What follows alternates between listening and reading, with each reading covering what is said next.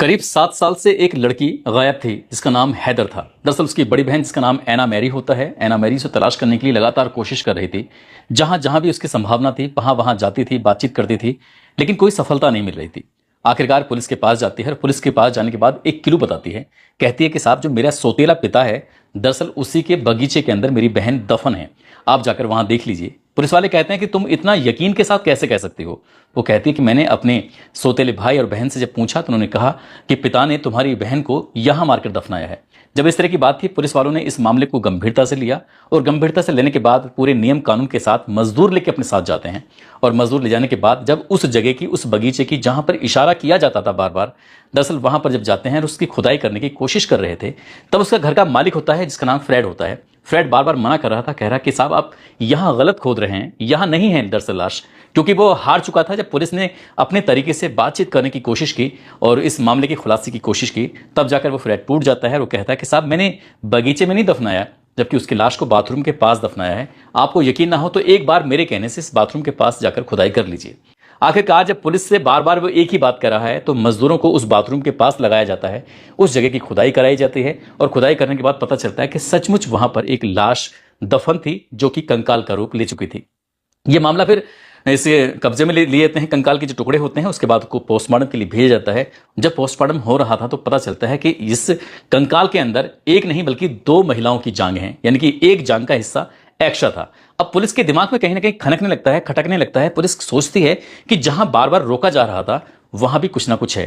तभी अदालत के पास फिर जाया जाता है, फिर से उस जगह की खुदाई की बात की जाती है। अदालत आदेश देती है और आदेश देने के बाद जब खुदाई होती है तो हैरान करने वाली बात सामने आती है। दरअसल उस बगीचे में लगभग 10 या 11 के आसपास कंकाल निकल के आते हैं और जब 10-11 कंकाल निकलते हैं वो भी लड़कियों के, तब ये कहानी उस देश की यानी कि इंग्लैंड की सबसे चर्चित और सबसे डरावनी कहानी इसलिए कही जाती है क्योंकि उस हवेली को, उस जगह को डरावनी हवेली के नाम से जाना जाने लगता है, पहचाना जाने लगता है। दरअसल आज इसकी कहानी के माध्यम से यही समझने की, यही जानने की कोशिश करते हैं कि इस कहानी के पीछे की कहानी क्या है। आदाब, नमस्कार, सत श्री अकाल। मैं उस्मान सैफी। दरअसल ये तारीख थी 1 जनवरी साल 1995 की। एक फ्रेड नाम का एक कैदी होता है जो कि इंग्लैंड की एक बर्मिंघम एक जगह लगती है, वहां पर HM पारिसॉन के नाम से एक जेल है, जेल में था। यहां पर यह ड्यूटी लगाई गई थी कि हर 15 मिनट में इस फ्रेड को देखना है कि कहीं ये कुछ गलत ना कर ले। पुलिस वाले जाते हैं और डंडा लेकर बार बार उसकी बैरक में उसके जो सीखे थे, जो सरिये थे, जो दरवाजे थे, उस पर पीटते हैं और आवाज लगाते हैं, क्या कर रहे हो। अंदर से आवाज जब तक नहीं आती थी तब तक वो बार बार उस दरवाजे को पीटते रहते थे। लेकिन इस बार 15 मिनट से कुछ ज्यादा का समय हो जाता है। ये सुबह सुबह की बात थी, 1 जनवरी साल 1995 की सुबह सुबह की बात थी, जब पुलिस वाले ने कई बार डंडे से इशारा किया। जब वहां से कोई आहट नहीं आती है, आवाज नहीं आती है, तब वो सीटी बजाना शुरू कर देता है। और जैसे सीटी बजती है तो उससे ये पता चल जाता है कि ये खतरे की घंटी है। इसके बाद यहां पर जेल प्रशासन के जितने भी अधिकारी थे वो वहां मौके पर दौड़कर आते हैं तो देखते क्या है कि फ्रेड ने अपनी जान दे दी है। बस इतना था कि अब ये ऐसा कोई अखबार नहीं, उस दौर में ऐसा कोई टीवी नहीं, ऐसा कोई न्यूज चैनल नहीं जहां ये खबर चर्चित ना हो, इसके बारे में बातचीत ना हो रही हो। दरअसल ये कहानी शुरू होती है इंग्लैंड के एक जगह लगती है बिर्कटन, और ब्रिकटन में एक जगह लगती है मर्च माकिल, और मर्च माकिल क्षेत्र में गांव लगता है हियरफोर्डशायर। दरअसल यहां पर रहने वाला एक मजदूर गरीब आदमी जिसका नाम होता है वाल्टर स्टीफन वेस्ट, और उसकी पत्नी होती है डेजी हन्ना हिल। डेजी हन्ना हिल और ये पति पत्नी दरअसल ये बहुत ही ज़्यादा गरीब होते हैं और ये मेहनत मजदूरी करते हैं, परिवार का भरण पोषण करने के लिए कुछ भी करते हैं, चाहे जंगलों में जाकर शिकार करना हो। वहीं इस तरह से इनकी जीवन यापन चल रहा था और ऐसे करते करते इनको पहला बच्चा पैदा होता है 29 सितंबर 1941 को, और उसका नाम फ्रेड रखा जाता है। फ्रेड के बाद 1951 तक इनको 8 बच्चे पैदा होते हैं। 8 में से 2 मर जाते हैं और 6 जीवित होते हैं। 6 में 3 लड़कियां होती हैं और 3 लड़के होते हैं। अब इन बच्चों को भी वही काम था जो माता पिता काम करते थे, मेहनत मजदूरी, गेहूं की कटाई हो या फिर खेतों की रखवाली करना हो या बगीचों की साफ सफाई करना हो, या फिर लड़कियां जो होती थीं उनका काम होता था जाकर किसी बगीचे में जाकर फल फ्रूट्स इकट्ठा करना।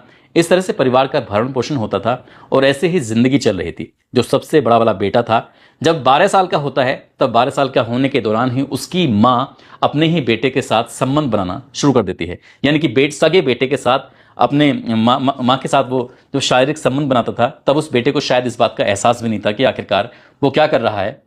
जब कभी एक बार इंटरव्यू दिया जाता है तो इस इंटरव्यू के दौरान उसने ये बात कही थी, और ये बात भी सामने आता है कि जो उसकी बहनें थीं, दरअसल पिता उसकी बहनों के साथ शोषण कर रहा था। अब उस शोषण की बात कितनी सही थी कितनी नहीं थी, लेकिन सबसे छोटे वाले बेटे से जब मीडिया ने ये बातचीत की तो उसने कहा कि ये सिर्फ एक अफवाह थी, ये कल्पना थी, इसमें कोई सच्चाई नहीं थी। आखिरकार थोड़ा वक्त आगे बढ़ जाता है, जब वो लड़का 17 साल का हो जाता है तो एक दिन साइकिल से कहीं जा रहा था, टहल रहा था, घूम रहा था। इसी बीच में सामने से कार आ रही थी और कार की जोरदार टक्कर लग जाती है। टक्कर कुछ इस कदर लगती है कि उसके सर में गंभीर चोट आ जाती है, एक हाथ टूट जाता है और एक पैर टूट जाता है, और वो 7 दिन बाद उस लड़के को होश आता है। यानी कि वो कोमा में था, ना कोई बोलने की स्थिति में था, ना किसी की बात करने की स्थिति में था। 7 दिन बाद जब उसको होश आता है तो पता चलता है कि उसके हाथ पैर टूट चुके हैं। आखिरकार वो इलाज वगैरह होता है, और इलाज होने के बाद फिर वो एक नॉर्मल जिंदगी जीने की कोशिश कर रहा था। आखिरकार जब 19 साल का होता है, और ये बात है साल 1960 की। दरअसल एक लेडवरी यूथ क्लब होता है, उसकी वो सेकंड मंजिल पर था, और सेकंड मंजिल पर था तो वहां पर एक बड़ी सुंदर सी लड़की थी। सुंदर सी लड़की को देखता है और देखकर उससे कुछ अश्लील इशारे कर रहा था, उस लड़की के साथ कुछ गलत काम करने की कोशिश कर रहा था। और ये पहली बार नहीं था, 12 साल की उम्र से लेकर वो 19 साल की उम्र तक पहुंच चुका था। यहां तक उसने जो भी लड़की को देखता था, जो लड़की उसको अच्छी लगती थी, या तो उसके साथ वो गलत करता था या उसके साथ वो छेड़छाड़ करता था, लेकिन वो किसी भी लड़की को बख्शता नहीं था, उसे छोड़ता नहीं था। और जैसे ही इस लड़की को गुस्सा आता है, ये लेडवेरी यूथ क्लब की जो लड़की होती है वो उसको बहुत जोर का एक पंच मारती है, और जैसे ही उसको पंच लगता है तो वो दीवार के एकदम साइड में खड़ा हुआ था, दूसरी मंजिल पर था, वहां से गिरता है जमीन पर। हालांकि उसको इतनी गंभीर चोटें नहीं आई थी, लेकिन उसे फिर भी हॉस्पिटलाइज करना पड़ा। जब वो हॉस्पिटलाइज होता है तो इसी बीच में उसकी एक बहन होती है, जो सबसे छोटी वाली बहन, जिसका नाम किट्टी होता है, वो अपनी माँ के पास जाती है और माँ से जाकर कहती है कि माँ, भैया को जो चोट लगी है सेकंड मंजिल से जो गिरे हैं उनके साथ बहुत अच्छा हुआ है, ऐसा ही होना चाहिए, अगर वो मर जाते तो शायद ज्यादा बढ़िया होता। जब सबसे छोटी वाली बेटी ने अपनी माँ से जाकर ये बात कही तो माँ को बड़ा अजीब लगता है। माँ पूछती है कि ऐसी बातें क्यों कर रही हो? तब वो कहती है कि जब वो 12-13 साल का था तब से ही उसके साथ वो गंदा और घिनौना कृत्य कर रहा है। उसने कोई ऐसा दिन नहीं छोड़ा होगा जब उसने तुम्हारी बेटी को गंदा ना किया हो।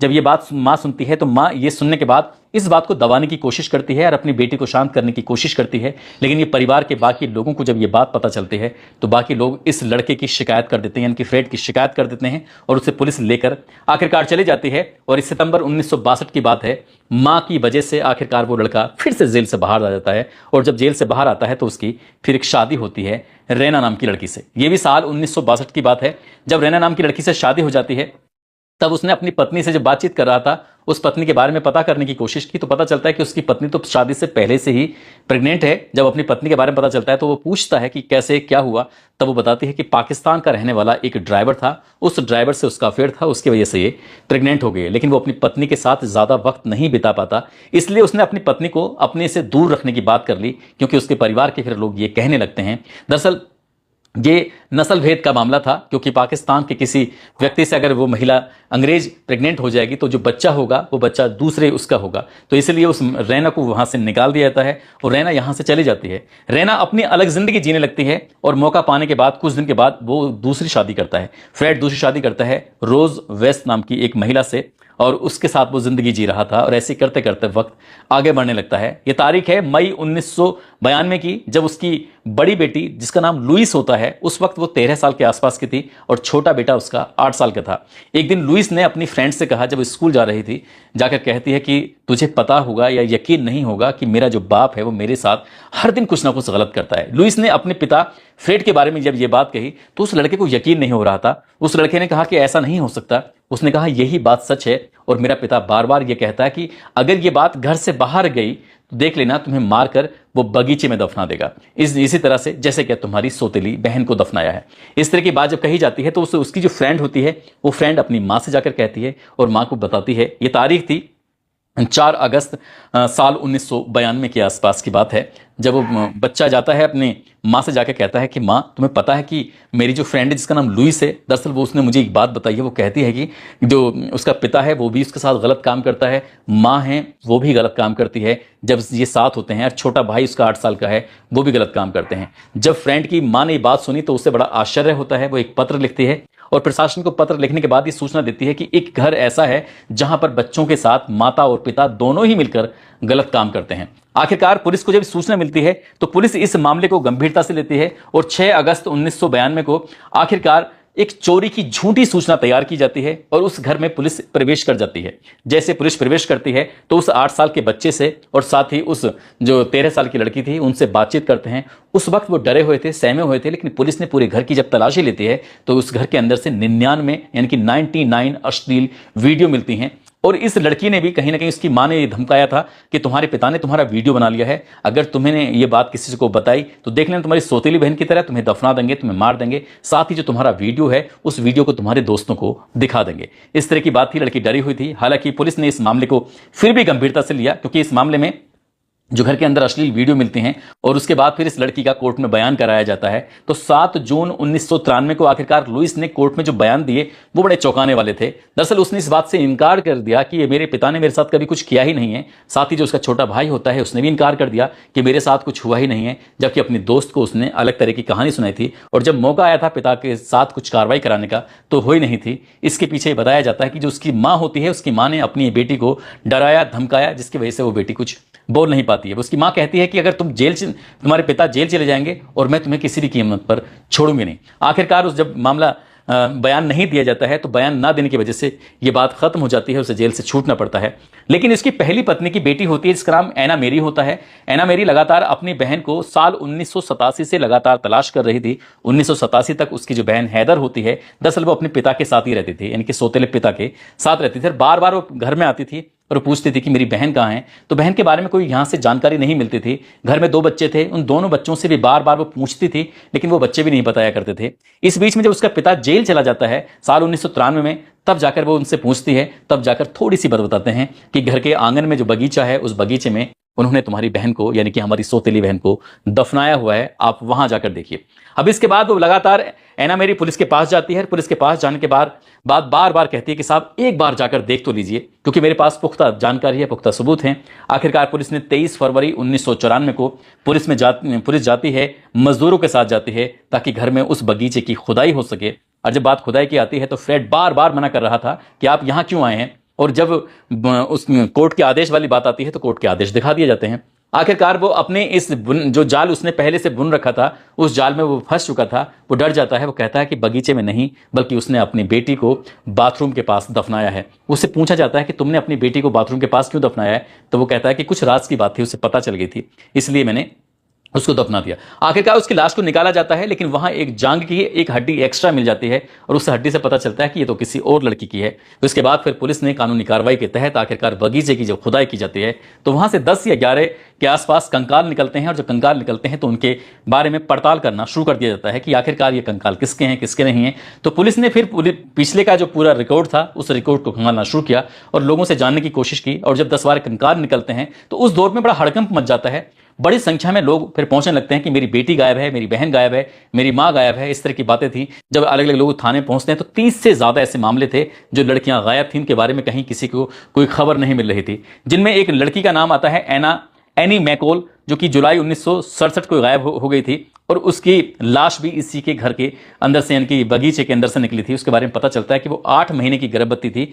इस पति और पत्नी ने दोनों ने मिलकर, दरअसल उस पति पत्नी ने नहीं बल्कि इसने खुद ने मिलकर, फ्रेड ने मिलकर उस लड़की को उसका रेप किया। रेप करने के बाद उसको मारा पीटा और बताया जाता है कि उसका जो पेट था उसको फाड़ कर उसका बच्चा उसके बाहर निकाल लिया जाता है। कुछ इस तरह का हीनियस उसके साथ क्राइम किया था। उसने इस बात को स्वीकार भी कर लिया था। कुछ ऐसे ही मामला आया था मैरी वेस्ट होम का। दरअसल साल 1968 की बात है। ये बस स्टैंड के पास थी और इसी बीच में जो फ्रेड होता है वहां से गुजर रहा था अपनी कार से। उस लड़की को लिफ्ट देता है और लिफ्ट देने के बाद उसका कार के अंदर ही रेप करता है। जब पुलिस ने सख्ती से इस लड़की के बारे में पूछा, उसने कहा कि साहब मैंने उसका रेप जरूर किया है लेकिन मैंने उसकी हत्या नहीं की है। जबकि उसकी लाश उस घर के अंदर से, यानी कि बगीचे से या घर के अलग अलग हिस्सों में जो खुदाई होती है तो वहां से नहीं मिलती, लेकिन उसके बारे में वो स्वीकार कर लेता है कि हाँ उसके साथ उसने ऐसा कुछ जरूर किया है। ऐसे ही एक मामला था उसकी सौतेली बेटी जिसका नाम शारमेन होता है। शारमेन 15 जून 1971 को लापता हो गई थी। उसकी जो हड्डियां घर के अंदर जो खुदाई होती है उसमें खुदाई में कंकाल मिल जाते हैं, लेकिन मिलते जरूर हैं। पता चलता है कि हाथों की उंगलियां गायब हैं, पैरों के भी, पैर के कुछ हिस्से गायब हैं, कंकाल पूरी मात्रा में नहीं मिल पाता। तो पता चलता है कि उसकी हड्डियों, यानी कि उसके शरीर के छोटे छोटे टुकड़े किए थे और छोटे छोटे टुकड़े करने के बाद उसके साथ रेप भी होता था, उसको यातनाएं भी दी जाती हैं और उसको फिर उस घर के अंदर दफना दिया गया था। ऐसे ही मामला था एना का। रैना जो उसकी पहली पत्नी थी, पहली पत्नी अगस्त 1971 को उसके भी छोटे छोटे टुकड़े कर दिए जाते हैं। लेकिन जब ये हत्या होती है, इसके बारे में पता चलता है कि उस बीच में जो उसका पति फ्रेड होता है, दरअसल वो तो जेल में था। जब पुलिस ने इसकी कड़ियों को जोड़ने की कोशिश की तो उसको पता चलता है कि सेकंड बीवी जो उसकी थी, दरअसल सेकंड बीवी ने उसकी हत्या की और हत्या करने के बाद उन्हीं जगहों पर दफना दिया था जहां पर बाकी लाशें थी। दरअसल रैना को भी लगातार तलाश किया जा रहा था। एना मेरी जो थी वो लगातार अपनी मां को भी तलाश कर रही थी और बहन शारमेन को भी तलाश कर रही थी, लेकिन उस वक्त वो छोटी थी, इसलिए उनके बारे में कुछ ज्यादा जानकारी नहीं थी। ऐसे ही पांचवा मामला था सितंबर 1972 का। 8 साल की एक लड़की थी जो एना मेरी थी। एना मेरी ने खुद से जब याद करने की कोशिश की, उसने बताया कि उसके साथ गंदा और घिनौना कृत्य हो रहा था, लेकिन वो डरी हुई थी, सहमी हुई थी। वो कभी भी इस बात को बताना नहीं चाहती थी, क्योंकि वो बात बताएगी, लोगों को पता चलेगा तो फिर वो उसकी कोई रिस्पेक्ट नहीं करेगा, इसलिए उसने इस बात को कभी किसी के सामने रखा नहीं था। लेकिन जैसे ही माँ की और बहन की लाश, इनकी कंकाल जो मिलता है, तब उसने इस सच को दुनिया के सामने लाने की कोशिश की थी। ऐसे ही एक मामला था छठवां, कैरोल कपूर का। लड़की की उम्र थी 15 साल। उसका अपहरण किया जाता है और जब उसके साथ गंदा घिनौना कृत्य किया गया था तो कभी तो उसको बेड पे बांध दिया जाता था, कभी उसको सोफे पर बांध दिया जाता था, कभी उसको कुर्सी पर बांध दिया जाता था। और जहां जहां उसको बांधते थे, बांधने के बाद उसके साथ गलत काम करते थे। पति और पत्नी दोनों मिलकर काम करते थे। इसी बीच में उस लड़की के साथ उसके छोटे छोटे टुकड़े किए जाते हैं और उसके भी घर के अंदर दफना दिया जाता है। उसके भी कंकाल वहीं पर मिलता है। और इस बीच में 17 महीनों में 4 अलग अलग लड़कियां थीं जो इस घर के अंदर दफनाई गई थीं। ऐसे ही अप्रैल 1975 की बात है। जुआनिता मोट की नाम की एक महिला होती है, उसका भी कंकाल घर के अंदर मिलता है। उसके साथ भी रेप, बलात्कार जैसी घटना को अंजाम दिया गया था। ऐसे ही एक और मामला था शर्ली रॉबिन्स, जो कि इनके घर पर किराए पर रहने वाली एक लड़की थी। उसकी साल 1977 में शरीर के बहुत छोटे छोटे टुकड़े करने के बाद, पॉलिथीन में पैक करने के बाद उसको दफना दिया गया था। ऐसे ही एक और मामला था एलिसन चैम्बर्स, जो कि 5 अगस्त 1979 को उसे घर में दफनाया था। उसका भी घर के अंदर कंकाल मिला था। और हैदर, जिसकी वजह से ये पूरे के पूरे मामले खुल के सामने आ जाते हैं। दरअसल हैदर के बारे में जब पूछा जाता है तो बताते हैं कि दरअसल इसको घर के बारे में बहुत सारी जानकारियां हो गई थी। अगर ये घर से बाहर भाग जाती या चली जाती तो शायद ये हमारी पोल खोल सकती थी, इसलिए इसको मारना जरूरी हो गया था। पुलिस ने इन्हें गिरफ्तार किया और गिरफ्तार करने के बाद जब जेल भेजा तो पति और पत्नी का आमना सामना कराया जाता है। लेकिन पति और पत्नी जब आमने सामने होते हैं तो पत्नी कुछ ऐसा व्यवहार कर रही थी जैसे कि वो जानती नहीं है, उसे पहचानती ही नहीं है, जैसे कि उसने कुछ किया ही नहीं है। हालांकि पति ने कभी अपनी पत्नी का नाम सामने से नहीं लिया था और वो चुपचाप रहता है, खामोश रहता है और डरा हुआ सा रहता है और किसी से बात नहीं करता था। जब उसको जेल में बंद किया जाता है तब पुलिस वालों को भी एहसास होने लगा था कि शायद कहीं ना कहीं ये इतना ज़्यादा परेशान है, ये कुछ गलत कर सकता है। और वही हुआ। 1 जनवरी 1995 को उसने ये कदम उठा लिया था। और जब ये कदम उठाया था आखिरकार, ये 1 जनवरी 1994 में शायद उसने ये कदम उठाया था। आखिरकार उसकी जो पत्नी होती है उसे लग रहा था कि अब उसके खिलाफ कोई गवाही देने वाला है नहीं। लेकिन पुलिस ने जब इस मामले की जांच पड़ताल की थी तो उसकी पहली पत्नी जब हत्या होती है तब वो जेल में था, इसलिए उस लिंक को जोड़कर आखिरकार इस महिला को भी आजीवन कारावास की सजा सुनाई जाती है और वो आज तक भी जेल के अंदर है, सलाखों के अंदर है, ऐसा जानकारी मिलती है, ऐसा बताया जाता है। दोस्तों, इस पूरे घटनाक्रम को सुनने का उद्देश्य किसी को परेशान करना नहीं है, किसी का दिल दुखाना नहीं है, बल्कि आपको जागरूक करना है, आपको सचेत करना है। ये कहानी इंग्लैंड की बहुत चर्चित कहानियों में से एक थी और इस हवेली के बारे में जब जिक्र होता है तो इसे डरावनी हवेली के नाम से जाना जाता है, पहचाना जाता है। जब जब इस घटनाक्रम के बारे में जब बात होती है तो वहाँ के लोगों के रोंगटे खड़े हो जाते हैं, सोचने पर मजबूर हो जाते हैं। फ्रेड एक ऐसा व्यक्ति था कि उसने 12 साल की उम्र से ही, और जब तक वो बूढ़ा नहीं हो गया, यानी कि 55-53 साल का नहीं हो गया था, तब तक भी वो ऐसे ही लड़कियों के साथ जहां मिलता था वहीं गंदा काम करता